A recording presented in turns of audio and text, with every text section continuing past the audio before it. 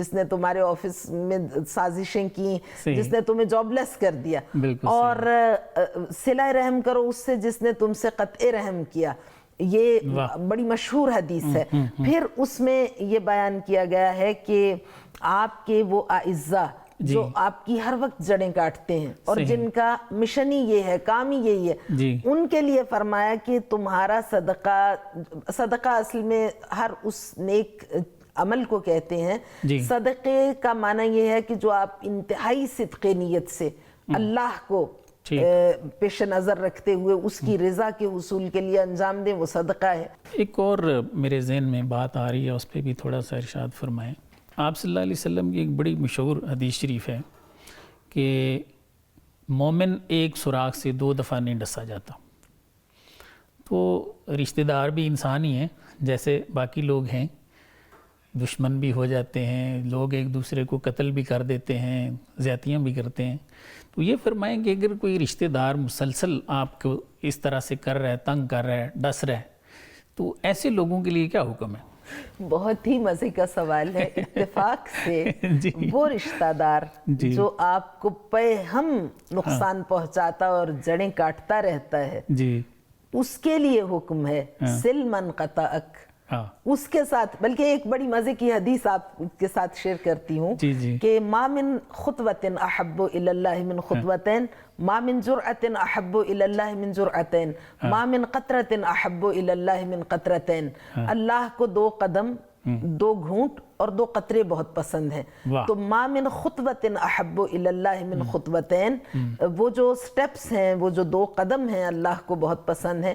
خطوۃ یسد بها المؤمن صفا فی سبیل اللہ، پہلا وہ قدم ہے جو واجب جہاد میں، یعنی پیغمبر گرامی اسلام کے کیلیبر کی ہستی آپ تشریف فرما ہوں یا پھر آپ کے کوئی ریلائبل شخصیات ہوں اور وہ یہ کہیں کہ یہ جہاد واجب ہے، تو اس کی جانب جو قدم اٹھتا ہے مسلمان کا فرض واجب کی ادائیگی کے لیے، وہ اللہ کو بہت پسند ہے. وَخُطْوَةٍ إِلَى ذِي رَحِمٍ قَاطِعٍ، جو آپ کا عزیز جس نے آپ سے قطع رحم کر دیا، اس نے کہا کہ اپنی شکل مجھے مت دکھانا، اور اس نے نازیبہ کلمات کہے، بے عزتی کی، اس نے سختی سے منع کیا کہ ہماری طرف مت آنا، اس کی جانب جو قدم اٹھتا ہے سب سے زیادہ اللہ کو وہ پسند ہے. اور اس سلسلے میں بہت سی روایات ہیں کہ سل من قطعک، عطا کرو اس کو جس نے تمہاری جاب ہٹا دی، جس نے تمہاری جڑیں کاٹ دی، جس نے تمہارے آفس میں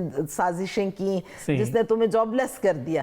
اور صلہ رحم کرو اس سے جس نے تم سے قطع رحم کیا. یہ بڑی مشہور حدیث ہے.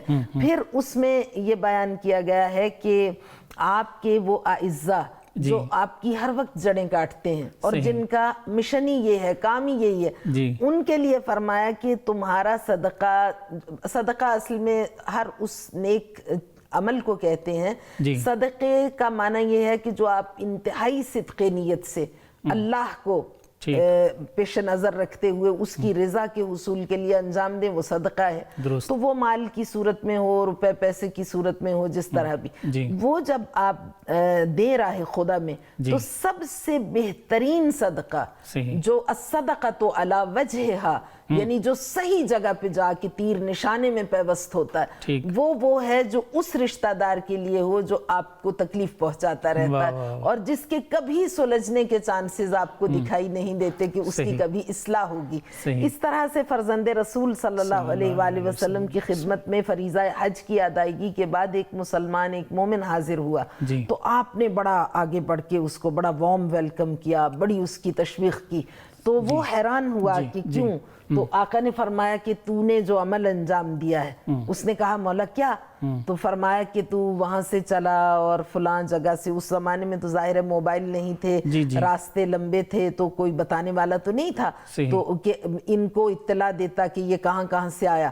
فرمایا تو نے اس کلر کا لباس پہنا ہوا تھا، تو فلاں مقام سے چلا، راستے میں تیرا ایک کزن ہے اور وہ تیرے بہت خلاف ہے، تو نے جا کے اس کی فیملی کو پیسے دیے. اور وہ حیران رہ گیا. صحیح. اس نے کہا کہ یہ بات تو میرے سوا کسی کو معلوم نہیں. فرمایا یہ تیرا عمل ہے جس کی وجہ سے تیری اتنی مسافت خدا کی بارگاہ میں قبول ہوئی, تیرا حج قبول ہوا, تیرے درجات بلند ہوئے, اور عرش معلی پہ ملکوتی مخلوق جس نگاہ رشک آمیز سے تجھے دیکھتی ہے, تجھے اس کا اندازہ نہیں, تو نے اپنے لیے جنت کو خرید لیا. تو دعا ہے